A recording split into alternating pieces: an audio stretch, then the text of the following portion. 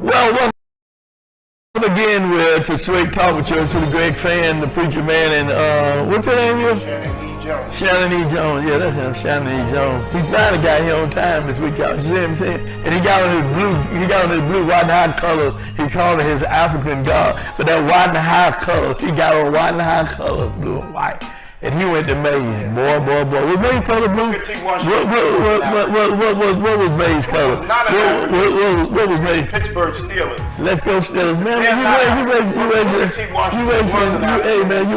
proudly wear his color. Okay, so let me ask you something. What was Maze's color? Blue and gold. Blue and gold. Well, you're in blue and white today, baby. Blue and white, you're out of sight. Listen, today. We thank you so much for watching and viewing us each and every week. Boy, we get so many comments from so many different people talking about how crazy you are, Shannon. But anyway, I want to just invite you, if you'd like to be a guest on the program, all you got to do is call 404-308-0795, 404-308-0795, or you can email me at fan922@comcast.net. Shannon, I got a great program for you today. I don't know if you heard, they said, have you heard that the Fulton County Board of Elections voted to get rid of the election director? We don't understand why they did it after he ran a good election. When he ran a bad election, they wanted to keep him. Now he ran a good election, they want to get rid of him. In June, it was too soon. It was too soon. But in December, you got to make that rhyme. I'm going to let you live the rhyming. You're the rhymer. December, they got to remember, right? Yeah, right. We believe it's a part of voter suppression. We believe it's a tactic to get rid of a director who ran finally a good election, and because they couldn't give Donald Trump his 11,700 votes, and Fulton County was one of the counties that voted resoundingly against Mr. Trump. And we had one of our representatives who was there, who spoke at the board meeting, and he can tell you more about what was going on than I can. I wasn't there. I only heard. Have you heard? I heard. Hey, Representative Boyd, how you doing today? I'm doing fine. How you doing, Mr. Fann? How you doing, Pastor Jones? How y'all doing? We're doing great, man. We're doing great. Talking to you. I'm telling you, down there, that dome, down there, that demon dome. But go ahead on, all them demons down there. But we praying for you, brother. That's all I can say. Let's talk about what's going on with this this removal of this election director in Fulton County. Richard Barry. So, and I know, Mr. Fann, you've been on top of this, you and Pastor Jones. A prior hearing, the Board of Elections and Board of Registration Elections moved to basically fire the executive director, Richard Barry. I'm sorry, and it was an odd move because the majority on that board is Democrat. But one of the Democratic members actually voted with the Republican members to basically force the resignation of Mr. Rick Barry. Now, I would say this in all transparency, as you all stated before, back on June the 9th, when we had the presidential primary here in Georgia, as well as other primaries down ballot. It was a rough day for Georgia, and it was a rough day for the entire state. But it was even a tougher day for Fulton County, and it was long lines. Bishop Fann, I think me and you might have talked a couple of times that day. I got the first call from one of my colleagues in South Fulton in the House, like Representative William voted. They don't even have a key to Bear Creek Middle School to open up the school. And now by that time, it was about 8 o'clock, a little bit after 8 o'clock. And so the polls had already been open for supposedly an hour. Then, I got calls about, voting precincts in Fulton County. So I was riding around to the various locations, including my voting precinct, Brookview Elementary School. And there was lines around the corner. And so I think I was up on calls, Bishop Fann and Pastor, until about 12:30 that night.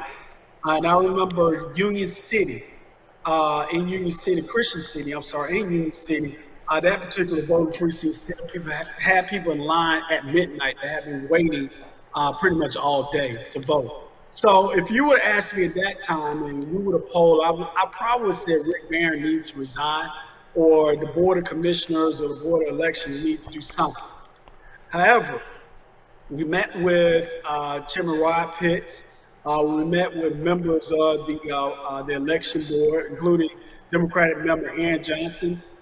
Spoke with numerous county commissioners about the issue, and they said that basically we're going to implement things to make sure that this doesn't happen again. And they did. They put the money into and the resources into staff, training staff for early voting, day-of voting, expanding the voting precincts for early voting, including the GICC in South Fulton, College Park, and of course the State Farm Arena.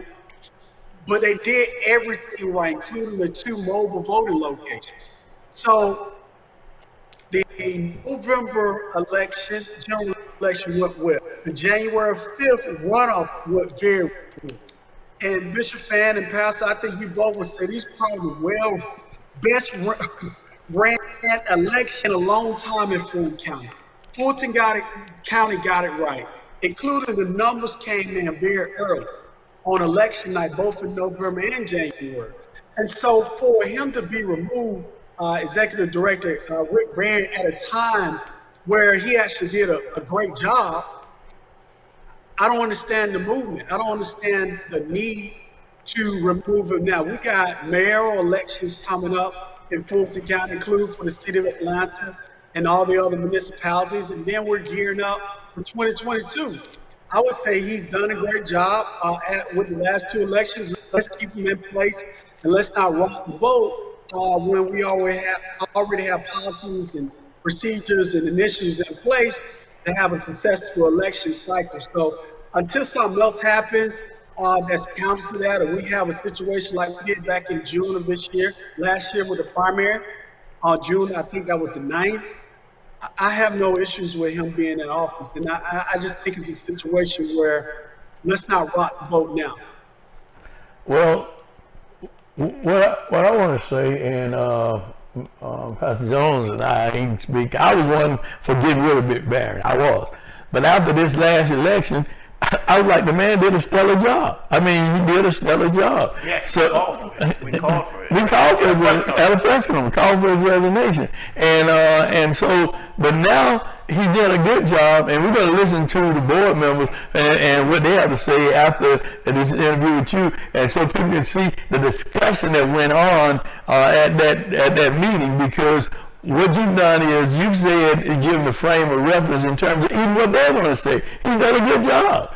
But now we want to get rid of him. Why? And this is just my opinion. My opinion, it is, as I said earlier, is only to bring in someone so they can control the vote and give Donald Trump his 11,000 votes. Not Donald Trump himself, but make sure that Republicans will win elections in 2022. That's what I see. Atlanta takeover 2021. I see that played out in terms of what's going on. Fulton County has always been a Democratic county since the 60s. It's a known fact. It is a Democratic county. So Mr. Barron had no control over people voting Democrat. He had no control over that because Fulton County is a Democratic county. This historically been a Democratic county. So with that being said, Representative Bowler, we know you're busy down at the Demon Dome trying to fight against those bad bills of suppression. We ain't going to even talk to you about that because we'll have you back to talk about those bills. But we thank you for joining us today on Straight Talk to talk about what happened at that Board of Election meeting. Can I ask one question? Yes, go ahead. Before we let you go. Don't ask about no voter suppression bill. Don't ask that now. Before we let you go, is there possibly strange timing in the sense that in June the Republicans were fine with it, but after they did a wonderful job in getting us through, or excellent job, I would say, in getting us through this last election, we saw record voter turnout. Is there a connection? I don't need to go into all the bills, you know, but I got what we call a hermeneutic of suspicion. Oh, hermeneutical suspicion. I'm just wondering, is someone trying to line something up here? Because it just seems like all these bones are connecting together, and I want to stop these before these bones get all together and they start to live. I think we need to get a bowling ball and knock these bones apart again. Well, I mean, I don't think it's a coincidence. I would say this in all transparency. You even have Republicans that stated that the elections were ran properly in Fulton County. I would think Secretary of State Brad Rosenberg, who's always been critical of Fulton County, was not even real critical of Fulton County for the November and January elections. However, there are some forces in place that probably don't want to have an individual that's already figured out how to run elections properly in Fulton County. So I don't know if that's the case per se, but you know, it could be a coincidence, could be conspiracy, or could be what's happening right now. That's just really the long and short of it. We know that, and Bishop, you know this from being in politics, consistency is always a great thing when you're doing the right thing. You know, now if it's somebody in the seat or somebody not doing what they're supposed to do, not doing their job properly, it's time to remove that person. But when you got someone, Pastor, just doing their job and they're doing it just very critical, that citizens are very much involved in, like the process of voting. Let's not tinker with that. Let's not play with it. Let's not even play politics with that. Keep Rick Barry in office until he shows us otherwise. Only thing I want to say to you to answer this question, if it walk like a duck and quack like a duck, it's a duck. Thank you so very much, Representative Boyd. Thank you for joining us. Now I'm going to bring up the Fulton County actual election board meeting, so you'll be able to see what was said by the members of the board. And the one who made the motion was a Democrat who said Mr. Barron had done a good job, but yet she made a motion to get rid of him, saying that, talked about all the other stuff, the other elections, those bad elections and everything else, and admitted that this was probably a better election. However, she wants to make a motion to get rid of him. Let's listen. So I move to terminate Rick Barron. A second. All right. So we have a motion and a second properly, and now for discussion, Mr. Johnson, anything that you wish to add? Oh, absolutely, Madam Chair. I think this is an unfortunate situation that we're in. I don't quite, well, I do understand why we're here. I almost said I don't know why we're here, but I do. No, everybody admits that the June election was not our best. It was awful. You can use whatever adjective you want for that election. But I do know that staff recovered well. One thing led to another. We did have an awful election, but staff recovered well. And for the most part, November went well. We know we're getting a new chair in the next 6 months. I don't understand why we don't leave it up to the next board to make these decisions. I had the fortune of speaking to several of our different task force that were very critical of the elections department and Rick specifically over the course of the last earlier in the year. Resoundingly, he recovered well. Resoundingly, it was, yes, things were bad, but we need to give him, he made up for it and give him an option to stay, or at least give the next board the option of making this decision that we're putting on them.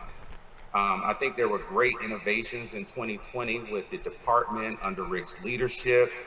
He pushed to maximize the use of drop boxes, utilized empty space with the State Farm Arena, High Museum of Art, the GICC, all these other places. I had the fortune of talking to elections officials from other counties, and they were all amazed at the things that Fulton County was able to do under Rick's leadership. And this is not political appointees. These are not political appointees or anything like that. These are people who actually work in elections that understand the dynamics of working in an election department. Our mobile voting units, our Fulton Votes app, all those things that were under Rick's leadership. And it was shown, it was mentioned earlier that about his leadership, and it was a lot of friendship, but those types of things show what a real leader can do. I'll admit, I was one of the people that thought about, hey, Rick, you need to make these changes or we're gonna have to make changes. And he did everything that we've asked him to do. One of the things that people like to talk about is some of the reports that we got about how bad the elections were. But I think my fellow board members can remember, I specifically asked Mr. Jones, who did the report, what grade would you give this department and Rick for the elections in 2020? And he said, clearly, he said a B+. He also said that our problem is not Rick Barron. So if our monitor that was assigned by the Secretary of State can attribute the fact that Rick Barron is not the problem, why are we here today? That I don't understand. And my biggest problem is how we're treating staff. Staff just got through the toughest election they've ever had to deal with and some of the toughest circumstances that they've ever had to deal with. And now this is how we reward them. This is what we come back to them for. They have to get up and go to work tomorrow. They've had this cloud over them since last week, but now they got to go to work tomorrow with us doing this to them. It's not just Rick that we're getting rid of. As mentioned by one of the staff, we're sucking the air out of the department. Now, if everybody is fine with that, I just think it's going to cause chaos in our department. I think it's going to cause chaos for the November elections. And I just don't feel that this is the best option for this department. And that's all I have to say, Madam Chair. Thank you, Mr. Johnson. I do not hear or I do not see anyone else. Are we ready for a vote? Are you making a comment, Dr. Ruth, or no? Yes, I did want to make a comment. So I do acknowledge, that the 2020 election cycle was truly unprecedented. We had a presidential primary, general election, a risk-limited audit, recount, and a January Senate runoff, all during a global pandemic. And all of these events occurred during a condensed timeline under the national telescope. While there were definite improvements from June to November, the 2020 election cycle did highlight many vulnerabilities in the Fulton election system, errors, sloppy and inefficient processes that really are unacceptable. The independent, nonpartisan state election board highlighted numerous mismanagement and procedural issues of great concern. The report is the product of 270 hours of observing every aspect of Fulton County's election processes, personnel, and the use of technologies. And some of the takeaways from that report revealed that there were no chain of custody forms being used as ballots moved from room to room, mass optional policy putting essential staff at unnecessary risk, no process to sufficiently protect spoiled and rejected ballots in the mailroom, using an outdated version of Easy Vote to check in voters, poor record keeping for ElectionNet, persistent chain of custody issues, ballots that were being delivered to State Farm Arena in unsecured mail carts, which the monitor noted was very concerning. Technology issues abounding during the recount, the server crashing on November 29th, that was a costly error caused by a failure to properly follow protocols for backing up and uploading data to the servers. The January 5th runoff seemed like it went very well, but we had to recertify due to 2 precincts not being tabulated. 4 compact flashcards were left in the tabulation at their precincts. These errors and inefficiencies waste taxpayers' dollars. They undermine voter confidence. Fulton County has over 800,000 voters and is as large as 6 states. This is not political. This is a bipartisan vote. The department needs new leadership that can take Fulton to the next level, modernizing our election process, making the county election system more accurate, cost-effective, and efficient. And as Georgia's largest county, Fulton should be the model for elections across the country. Thank you. Thank you, Dr. Ruth. Anything further? Madam Chair, Mr. Johnson. Well, Mark, I just want Mark is trying to speak. Go ahead. I didn't see him raise his hand. No, let Vernetta go ahead in sequence, please. Okay, that's fine. Aaron, I'll go after Aaron. He was trying to say something. I want to jump in. I just want to remind everybody that I specifically asked Mr. Jones, our monitor, he gave a report with a lot of the things that Dr. Ruth listed as issues that happened during the election, during the elections, I should say, not just one, but multiple elections.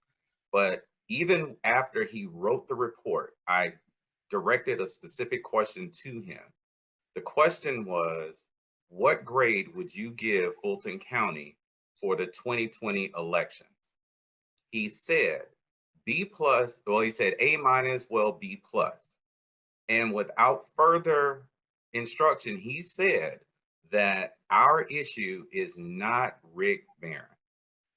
So if we get a B plus, even with the issues that were just listed for the audience, be mindful that that very same monitor who wrote those said that the grade for the elections department is a B plus, and that the issues that we have is not Rick Barron. All right, thank you. That's it. Thank you, Mr. All right, now. Mr. Wingate. Wingate. Let me just briefly comment to Mr. Johnson's remarks. Yes, that was stated in question of Mr. Carter Jones. It was also stated by Mr. Carter Jones with respect to Fulton County's chain of custody. His terminology for that was dangerous. I repeat, dangerous. And with that, that's all the remainder I have to say regarding this particular section. So I'll turn to Ms. Nurin. Ms. Nurin. Thank you, and I'll just be brief. I would like to say that I met with Rick for the first time about a week or so after he was hired. And I think that I won't ever diminish or dishonor his contribution to Fulton County, because he expanded early vote. We were only having a few polls, and he expanded early vote and did early on just great things, I believe. I think it's great that his staff is supporting him. I think that it's great that people are speaking for him. I think that the voices of the people who did speak in opposition of him today, you know, it didn't just start with Carter's report or the 2020 election. It's been going back years. But I would say for me personally, my decision was based on not 2020's election, but 2017, 2018, 2020. I think we had special elections pretty much every year since I've been on this board. So I think that it's interesting how much the staff just doesn't know. And even though Mr. Johnson is, and I wasn't going to bring in Carter's report, I think that it could harm the county and bring lawsuits against the county. Mr. Johnson brought up Mr. Carter's report. I think that, so I know for certain that all the details are not public. But what I will say is We have just consistent, continual issues around the absentee ballot process. Going back to what Mr. Johnson said about Carter's rating, his question was, what would you give Mr. Barron? It wasn't, what would you give the county? But he said A minus, B plus, but I would give, and he named another one of Rick's deputies, who I won't name. He said that that person is a big problem, and the worst dangerous chain of custody, provisional votes. And I think this document should be published, but I can read just the process, words like sloppy, mismanagement, no intake of provisional ballots, no system of counting provisional ballots. For me, the issues with just the relationship building outside of his department. So, we heard from 2 employees who praised him as an employer, and then we heard from Ms. Thorne, who just didn't share that experience. Madam Chair sent a link to an article, I think Mr. Kaufman wrote it for the Atlanta Magazine, and it was just a firsthand account of where Mr. Barron is today. Words like worn out, I don't respect the process, and these are just direct quotes. So I think in a leader, we have to, yes, he has to be beloved by his staff, but he has to do the job. And the job is every absentee ballot that's sent to a family or a voter by mail, when they complete that, they should trust that that vote is counted. And every election, we have thousands of missing ballots, absentee ballots by mail that voters have completed and mailed back to the county, but it just never got to the county and wasn't counted. And no one spoke today of those people, those voters. And I think I was appointed to represent that voice. For every voter that believed that their provisional vote count, that believed that their absentee by mail vote count, that believed that every time that they walk into a poll, that their vote is going to count. And we just have just a history, systemic problems that even Mr. Johnson said that Rick is not the problem, alluding to another person, but he's the top guy. He's the top person. So a person under him can't be the problem, and Rick is clean. If he has a person that he can't manage that's detrimental to this process, then he can't manage the department. And it's not about 2020 and June. June was a nightmare, but we had so many issues every single election, even in November and even in January. So I like Rick. I hate that it has come to this, and I wanted to give Rick an opportunity to transition, and I don't think that was actually brought to him. I don't want to dishonor his contribution, and I won't, because I know that he's made contributions to Fulton County. So that's all I have to say. Okay. As a board member, I would like to take the opportunity myself to say something. I trust my fellow board members recall that a year ago, we did an annual evaluation, as we have done every year since I've been chairperson, of our elections director, and that he got just the highest possible grades from us. What was the difference between 2020 and 2021? There are a couple things, and one of them was the Secretary of State starting a brand new statewide absentee ballot initiative in the middle of the election.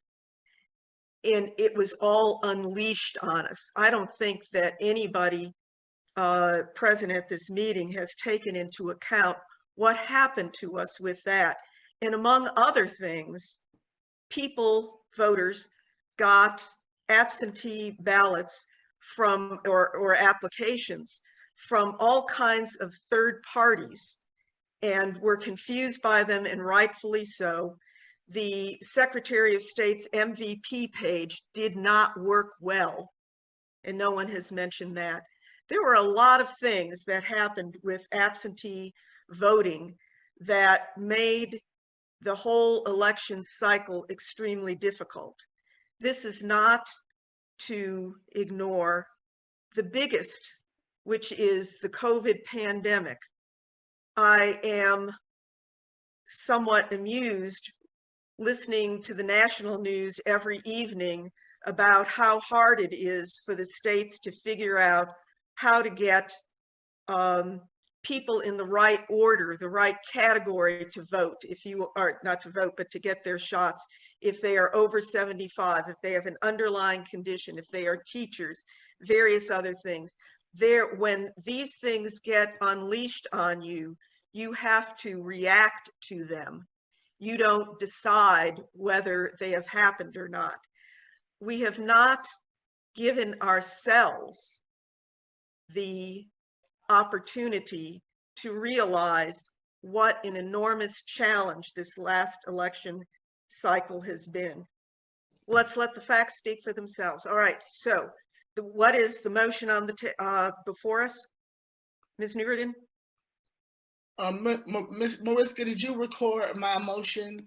Will you share it with Madam Chair?